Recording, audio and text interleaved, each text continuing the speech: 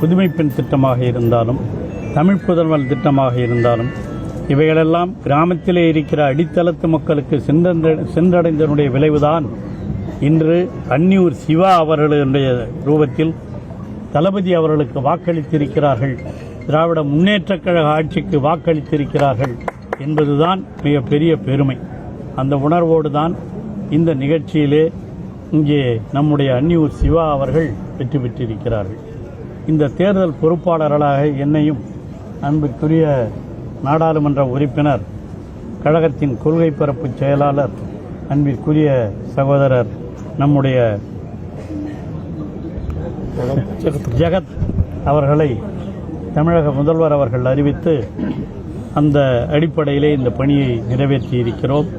இந்த தேர்தலுக்கு முன்பாக இந்த மாவட்ட கழகத்தினுடைய பொறுப்பாளராக பொன் கௌதமி சிகாமணி அவர்களையும் தலைவர் அவர்கள் நியமித்திருக்கிறார்கள். ஆகவே இது நாங்கள் எல்லாம் சேர்ந்து இணைந்து ஆற்றிய பணிக்கு கிடைத்திருக்கிற வெற்றி என்பதை யாராலும் மறக்க முடியாது, மறுக்கவும் முடியாது.